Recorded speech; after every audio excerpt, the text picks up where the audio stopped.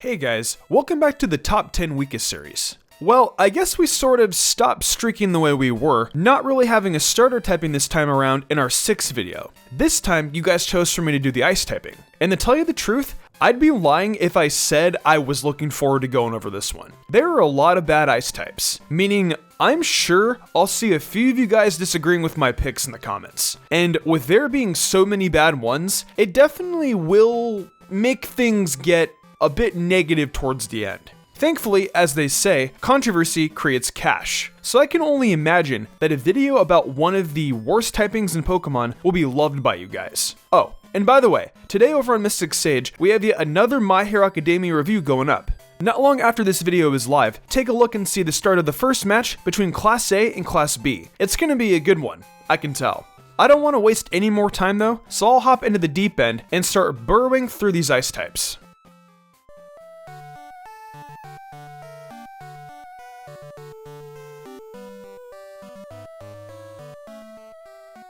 Alright, we'll lead off this list with one of the most recent fossil releases in Pokemon, the water ice abomination that is Arctivish. I have a hard time looking at Arctivish as being a truly good Pokemon, but I can see some signs of being competent despite putting it down here on this list. Its attack stat is solid at base 90, and its defense is a great base 100. It can take hits, which is more than I can say about most Ice-type Pokemon. It's capable of improving a horrible base 55 speed if you put it on a Hail team with its hidden ability Slush Rush, which outclasses Water Absorb and Ice Body in usefulness. If we look at it from always using Arctivish on a Hail team, it's honestly not a horrible option.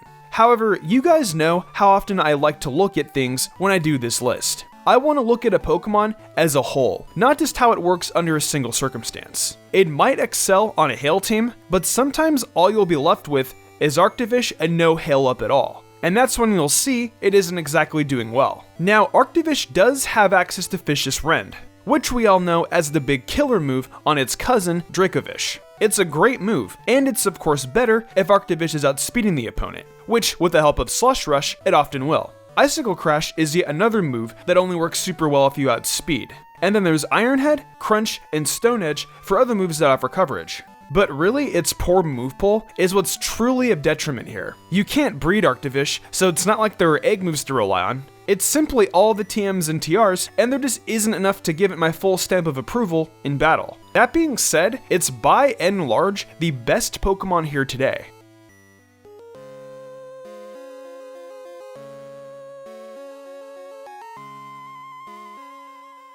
Alright, here at number 9, we've got a Pokemon that is actually here simply because it evolved. Mr. Rime was a pleasant surprise for everyone who jumped in on Sword and Shield blind. They had a Galarian Mr. Mime, and suddenly it was evolving into this tap-dancing wacko. It was wild. However, as I said, it is not a great Pokemon, and it simply is not as good as Galarian Mr. Mime. Rime has got base 110 special attack and 110 special defense with 70 base speed, but the Galarian Mime has base 100 speed and 90 special stats. So if you throw an Eviolite on this thing, it actually ends up being a lot better than Rime. So to put it simply, you're really better off using Galarian Mime for the good speed and defenses with the Eviolite. That's really what forces Rime down here though. Its poor speed and the fact that its defenses could be better if it wasn't evolved. Its move pool is solid, with options like Thunderbolt, Energy Ball, and Dazzling Gleam, and you'll see stuff like Ice Beam and Psychic in the pool as well. It's honestly got good moves, but that is a little offset by how bad the abilities are. Look, there's good things, there's bad things. Mr. Rime is fine being here at number 9, and maybe could have been off the list altogether, but there are just a few too many things for me to ignore that were negative.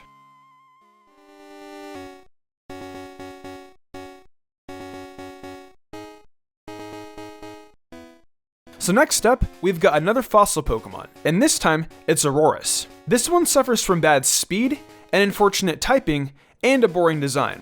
Yeah, that's right. Here in 2021, I am calling Auroras' design bad. Its speed is base 58, which is one of the worst on the list. And while it is specially bulky with 92 base special defense, we've got an issue here with the typing. It gets destroyed by steel moves, which are definitely prevalent. And fighting moves as well, which can for sure bring the pain. When it comes to Pokemon that definitely suffer the most from their typing on this list, Auroras is the poster child. Its access to Refrigerate as an ability really saves things for it, as it can use Hyper Voice to great success. And other moves like Thunderbolt and I suppose Meteor Beam are in the arsenal too. Now look, Auroras can be used to some success despite even being featured here on this list. But at the end of the day, I need to call out everything that's wrong with it, and in fact, hold it against this fossil. Oh, and it isn't even as cute as Amora. So yeah.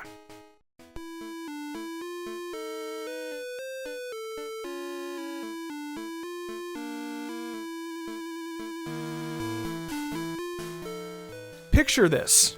You're drinking a nice cold soda, and you look down, and suddenly instead of ice cubes, you see a bunch of tiny headed penguins. That would mean your drink is filled with the next Pokemon on this list, Ice Cube. It has two different stat lines, either with its Ice Head or without. When it takes the Ice Head, its speed is base 50, and its defenses are both real nice too. However, when it takes a hit, Ice Face activates, and it loses that Ice Cube head, thus changing its stats to lower its defenses and shoot its speed up to base 130. The attack stats, regardless of the form, are very unimpressive, and that's a big part of it not being a great Ice-type option. It can take a hit one form and outspeed in the other, so you can choose whether you get knocked out first turn or second. When you look at the moves in its pull, the only stab one that's any good is Ice Punch. Like, obviously, it's a physical attacker, so giving it Ice Beam or Blizzard just isn't as good as using Ice Punch. There is Belly Drum, which it can learn from breeding, and I suppose that's the only real way to make this thing good. Use Belly Drum and hope that the opponent is trying to hit you with a physical move, so Ice Face does its job. If you can't do any of that, and there's a pretty good chance you won't be able to, well, Ice Q sucks, and that's why it is here.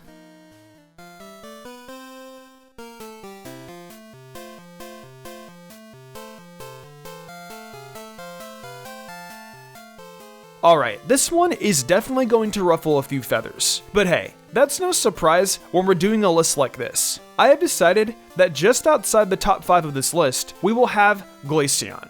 It's really not great, despite its 130 special attack and 110 base defense. It's taking a hit and dishing out a hard one back.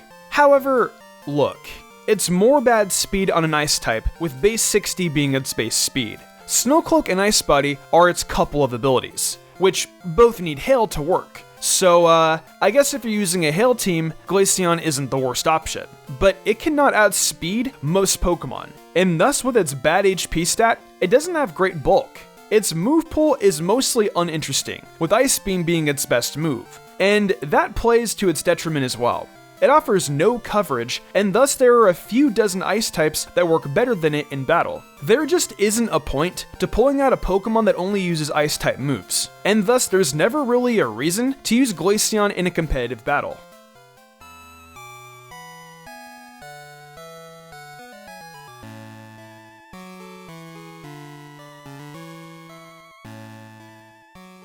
Opening up our top 5 now is Crabominable. You guys are pretty familiar with the crab, I'm sure, that it has 132 base attack, which is tremendous. The rest of its stat line, save for the HP, is horrible. It's got garbage defenses, the worst speed of the list is at base 43, and naturally its special attack is nothing to write home about. Hyper Cutter is nice, because at least it can't be intimidated, and Iron Fist can work well with Drain Punch or Ice Punch. But Anger Point is stupid circumstantial, and thus no good.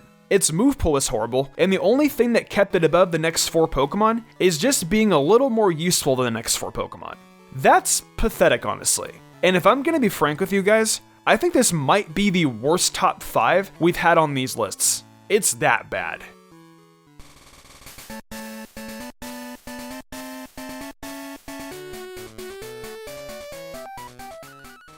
Alright, if nothing else, it feels like there has been very little bulk on this list up to now. People don't really look at the Ice typing and think, oh yeah, this is the typing that takes major hits.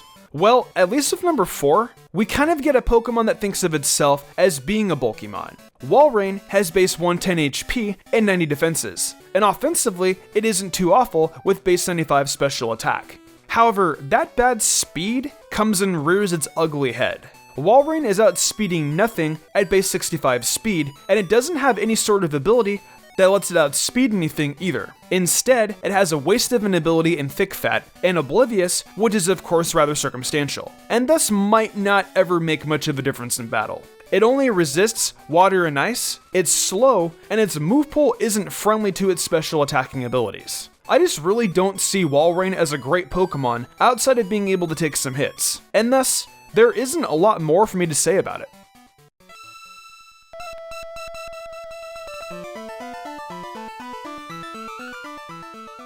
You saw the thumbnail.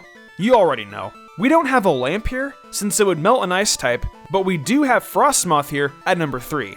I know immediately, there's some of you very up in arms. Major fans of your precious Snom, and you're upset I'm not respecting frostmoth more. Well, if frostmoth worked a little harder, maybe I would show it some more respect. Its special attack is great, one of the highest for a bug type at base 125. It has decent special defense too at base 90, and I should point out that its hidden ability is Ice Scales. This ability will lower the damage done by special attacking moves, and that plays well with that special defense stat. So with those good stats and a nice complementing ability, why would I put frostmoth at number 3 on this list? Well, the easy answer is its speed and typing. Rock types and fire types will have a field day against frostmoth, and it can do so little to stop them. You can throw on heavy-duty boots to avoid any damage from stealth rocks, but there will be no item that stops a Flare Blitz from Darmanitan from causing destruction, or any Pokemon using Rock Slide or Stone Edge. Its access to Quiver Dance is great, as is having Hurricane and Dazzling Gleam, but we can't avoid the fact that its speed is a problem at base 65, and thus its weakness to most any physical attacking move has a chance of taking it out in one shot constantly. There are few Pokemon who actually flat out waste their potential the way Frostmoth does, but the fact is that it can't function without heavy-duty boots, and without being lucky enough to set up and survive.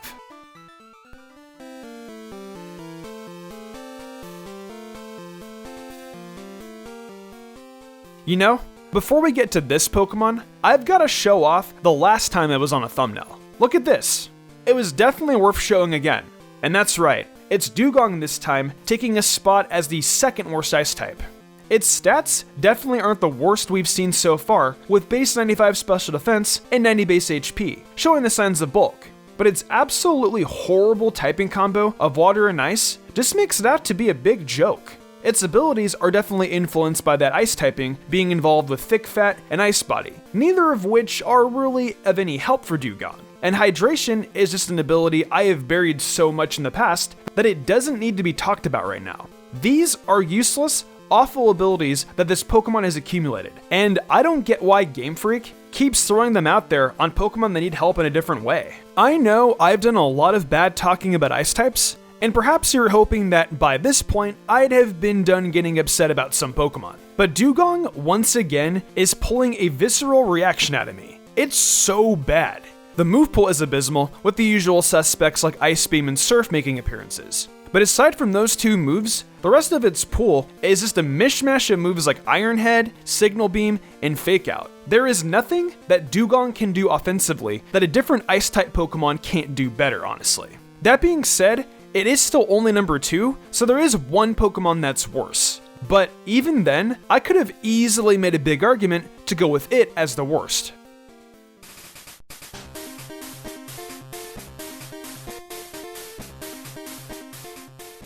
Once again, I want to hurry up and get this top 10 done because the negativity is killing me. This is such a bad top 5, and this is definitely one of the worst of the number 1 spots.